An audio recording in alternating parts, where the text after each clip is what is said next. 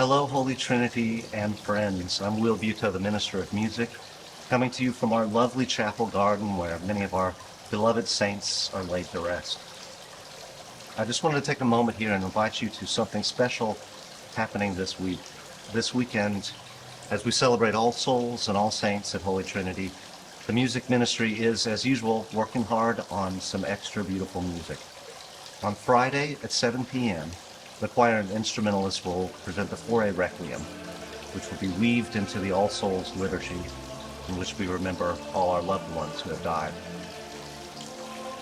Now, maybe you're new to Gabriel Faure's Requiem, maybe it's an old favorite, but there's no question that it's one of the most beautiful settings of this Requiem around.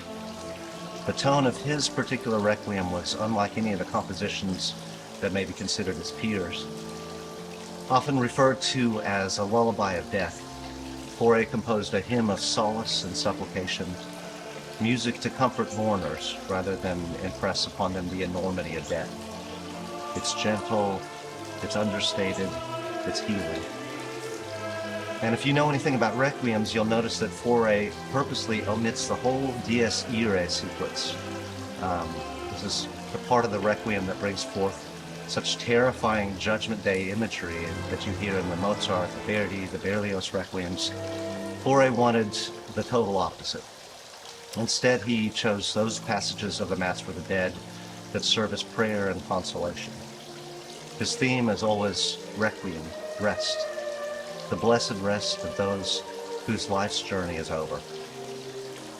So Faure began this work in earnest in 1886. The composition was heard in its definitive version by 1900. It was even performed at his own funeral in 1924. He may not have been a very religious man himself, but he did believe in the hope of eternal life, and this piece really shows it. We're going to be joined by a talented cast of strings and Kate Wright Kaufman on the organ, as well as our two soloists, Brian Bonan and Sierra Woolman, one of our faithful staff singers. You really don't want to miss this piece. It might well change your life. I'm not even joking about that. Now, just a quick word about the special prelude that we have paired with the service. 4 of the string players will premiere my composition, Lullaby, Three Little Fishes. Now, this piece was composed in 2011, but it's actually going to receive its first ever public performance on Friday. I wrote this string quartet as a commission for someone commemorating the 10th anniversary of his mother's death. And as I got to know more about who she was, I learned that there was an old 1939 children's song that she would sing to her children as a lullaby, Three Little Fishes. 3 little fishes in the deep blue sea. Maybe some of y'all know that. I decided to compose a theme with 10 variations based on that tune. The variations are short, but starkly contrasted. They range from serious and static to playful and humorous.